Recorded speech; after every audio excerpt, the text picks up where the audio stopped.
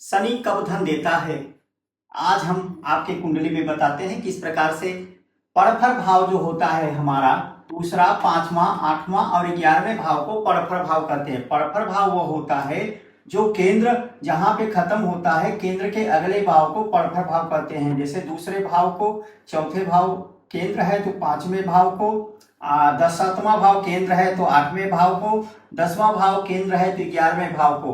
तो दूसरा भाव, पांचवा भाव, 8वां भाव और 11वां भाव परफर भाव होता है।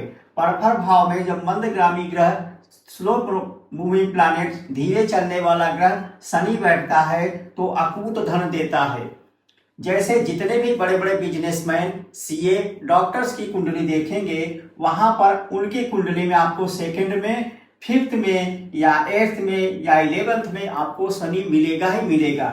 इसका रीजन क्या है? शनि जो है अपने 10वीं दृष्टि से, जो इसकी 10वां एस्पेक्ट होता है, उससे उस भाव को कनेक्ट कर देते हैं। जैसे दूसरे भाव में बैठ करके ये जो है परफर भाव 11वें को कनेक्ट कर देता है, 5वें भाव में बैठकर दूसरे भाव को कनेक्ट कर देता है, दूसरे भाव को देखता है, 8वें भाव में बैठकर ये 5वें भाव को देखता है। 8वें में बैठा शनि व्यक्ति को पैतृक संपत्तियां देती है और शेयर मार्केट से सफलता देती है, क्योंकि ये 5वें भाव को अपने 10वें भाव दृष्टि से जोड़ देता है। क्योंकि 10वीं दृष्टि जब इस पे आती है तो यहाँ से हम शेयर मार्केट का विचार करते हैं। शेयर मार्केट हो गया, सट्टा हो गया और किसी प्रकार का कालाबाजारी आदि से जोड़ करके उसे व्यक्ति को धनवान बना देता है। इनहेरिटेंस से भी धन आता है।